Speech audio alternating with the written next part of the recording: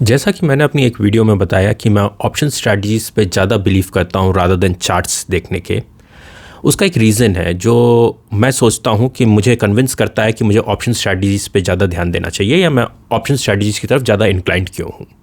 Reason ये है, let's assume कि एक ट्रेड हुआ स्टॉक मार्केट में, 100 रुपये पे एक ट्रेड हुआ, एक स्टॉक बेचा गया। अब चार्ट उसको प्लॉट कर देगा कि एक स्टॉक बिका, राइट। अब ये चार्ट से पता लगाना मुश्किल होता है कि ये जो स्टॉक एक बिका, बेचने वाला बिलियनर था या खरीदने वाला बिलियनर था, बेचने वाला मिलियनर था या खरीदने वाला मिलियनर था। वो सिर्फ एक प्राइस बताता है। और मेरा ये स्टॉक मार्केट में बहुत स्ट्रॉन्ग बिलीफ है कि you have to follow the smart money, you have to follow the money, you have to follow किसके स्ट्रॉन्ग हैंड्स हैं, और जिसके स्ट्रॉन्ग हैंड्स हैं उसके जो ट्रेड्स हैं उसकी तरफ आपको होना पड़ेगा। और ये उस चार्ट से मुझे नहीं पता चल पाता है, मैं नहीं पता लगा पाता कि ये बेसिकली स्ट्रॉन्ग हैंड्स ने सेल किया है या स्ट्रॉन्ग हैंड्स ने बाय किया है। ऑप्शंस में दूसरी तरफ जैसे एक कॉल खरीदी गई या कोई ऑप्शन खरीदा गया तो वो बेचा भी गया।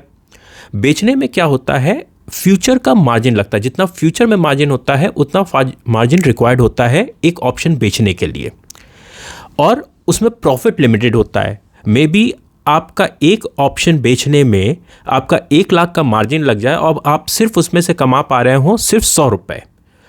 तो मुझे एक चीज़ का ये समझ में आता है कि जो 1 लाख रुपए लगा के सिर्फ 100 रुपये कमाने की कोशिश कर रहा है वो कोई इंटेलिजेंट या कोई मजबूत हाथ होंगे, या उनके पास अंडरलाइन असेट्स होंगे। इस असेट्स में जिस पे वो कॉल राइटिंग चल रही है या पुट राइटिंग या ऑप्शन राइटिंग जो चल रही है वो उसको इन्फ्लुएंस कर सकता है, जो मुझे चार्ट से ये डेटा नहीं मिलता है।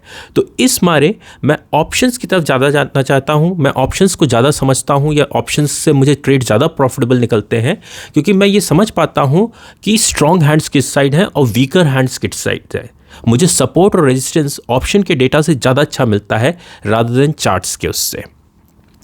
दूसरी चीज़ मैं ये भी समझता हूँ, जब चार्ट्स अगर ट्रेड कर रहे हैं, कोई एक प्राइस एक्शन पे हम मोमेंटम ले रहे हैं, सो उसमें वेरियस लेवल्स आते हैं, वेरियस यू कह दीजिए सपोर्ट्स एंड रेजिस्टेंस आते हैं जो प्राइस एक्शन पे डिपेंड करते हैं।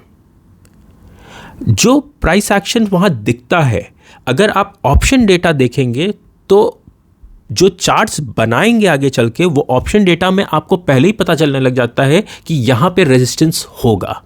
तो इस मारे मैं हमेशा ऑप्शंस डेटा का वेटेज अपनी एनालिसिस में ज़्यादा रखता हूँ रादर देन चार्ट्स का, क्योंकि चार्ट्स मुझे बहुत ज़्यादा फ्यूचर नहीं बता पाते। चार्ट्स ज़्यादा हमको ट्रेंड्स बता देते हैं, बट सपोर्ट और रेजिस्टेंस में ज़्यादातर ऑप्शन से निकालने की कोशिश करता हूँ, फिर चार्ट्स में उसको रिवर्स देख के उसको और उस पर बिलीव या उस पर स्ट्रॉन्ग व्यू लेने की कोशिश करता हूँ कि हाँ ये वाकई सपोर्ट है या रेजिस्टेंस है। तो ये मेरा बेसिकली एनालिसिस का तरीका है। अब इसी को डिफाइन करने के लिए कि स्ट्रॉन्गर हैंड्स किस साइड रहते हैं, लोग ये समझते हैं कि उनका अगर ट्रेड प्रॉफिटेबल रहा तो वो स्ट्रॉन्गर हैंड्स की साइड है। ऐसा नहीं होता है। जिसके पास अंडरलाइन असेट्स होते हैं वो स्ट्रॉन्गर होता है। ट्रेड्स उसके फेवर में जा रहे हों या ना जा रहे हों, बट वो लॉन्ग टर्म में वो कमा रहा है, ये बहुत इंपॉर्टेंट मैटर होता है।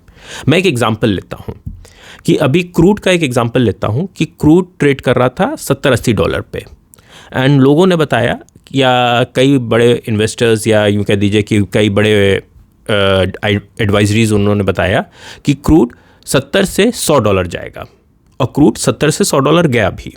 सो जिन्होंने वो ट्रेड लिया होगा उन्होंने प्रॉफिट कमाया। अब मैं आपको बताता हूँ स्ट्रॉन्ग हैंड्स का क्या हो सकता है। एक अजम्पटिव चीज़ है कि सऊदी प्रोड्यूस करता है क्रूड, राइट, उसके पास अंडरलाइन एसेट है क्रूड का, और जितना ऊपर जाएगा उसको प्रॉफिट होगा, लेकिन अगर नीचे जाएगा तो उसको लॉस होगा। तो जब ये फ्यूचर में ट्रेड कर रहा होगा क्रूड और किसी ने 70 पे ख़रीदा होगा, तो जो उसको लिक्विडिटी प्रोवाइड कर रहा है, जो बेच रहा होगा 70 पे, वो कोई मजबूत हाथ होगा, क्योंकि वो अपना सेलिंग प्राइस रोकने की कोशिश कर रहा है। फिर क्रूड ट्रेड करके $100 चला गया, तो $100 पे भी जो खरीद रहा होगा वो पॉजिटिव साइड देख रहा होगा, लेकिन जो मजबूत हाथ हैं, जिसके पास अंडरलाइन एसेट्स है, जैसे यहाँ सऊदी अगर कहा जाए, सऊदी अरेबिया के पास अंडरलाइन एसेट्स हैं, वो 100 पे बेच रहा होगा, क्योंकि अगर क्रूड झटके से भी नीचे गिरा तो इनका प्राइस लॉक हो गया है 100 पे और नीचे आएगा तो इनको अच्छा M2M प्रॉफिट मिलेगा। दूसरा, उनके पास क्रूड है, अंडरलाइन एसेट्स हैं, तो they can drive the price also, कि बढ़ा रहे हैं अपने प्रोडक्शन, घटा रहे हैं अपना प्रोडक्शन, प्राइस को फ्लक्चुएशंस दे सकते हैं। तो जो चार्ट्स पे आप करके देख के ट्रेड कर सकते हैं कि 70 रुपये खरीदा, मे बी आपका प्रॉफिटेबल ट्रेड हो, बट आप स्ट्रॉन्ग हैंड्स की साइड पे नहीं है।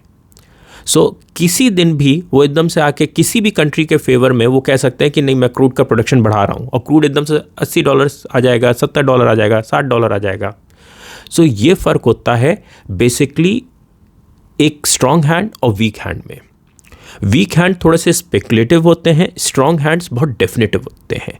इसी मारे मैं फॉलो द कैश या स्ट्रॉन्ग हैंड्स को फॉलो करने की कोशिश करता हूं, जो मुझे बेसिकली ऑप्शन डेटाज या प्रमोटर्स होल्डिंग या वेरियस जो होल्डिंग चल रही हैं, किसके पास है, कितनी फ्री फ्लोट होल्डिंग है, इन सब से पता लगाने की कोशिश करता हूं कि स्ट्रॉन्ग हैंड्स किस साइड है और वीक हैंड्स किस साइड है। सो आई होप मैं आपको एक्सप्लेन कर पाया हूँगा थोड़ा बहुत, या समझा पाया हूँगा कि क्या मेरा क्राइटेरिया रहता है बेसिकली किसी भी एनालिसिस में, किसी भी ट्रेड को लेने के लिए। सिंपल सा एक फंडा रहता है मेरा, मुझे स्ट्रॉन्ग हैंड्स पता लगाने हैं और किस डायरेक्शन में बैठे हैं वो पता लगाना है। ये बेसिकली मेरी स्ट्रैटेजी रहती है। जैसे ही मुझे पता चल जाता है कि स्ट्रॉन्ग हैंड्स इस साइड हैं और ये डायरेक्शन है मार्केट का, मैं उस साइड्स के ट्रेड लेना चाहता हूँ। थोड़े टाइम के लिए M2M इधर से उधर होता है, बट अल्टीमेटली वो मेरे फेवर में ही जाता है trade. This is how I do the analysis. I follow the cash, I follow the money, I follow the trends, I follow the smart money, I follow the strong hands, और इस तरीके से मेरे trades बनते हैं।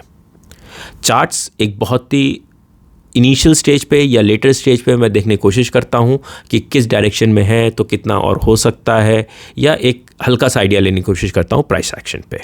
That's all. This is how I analyse and I trade. Thank you.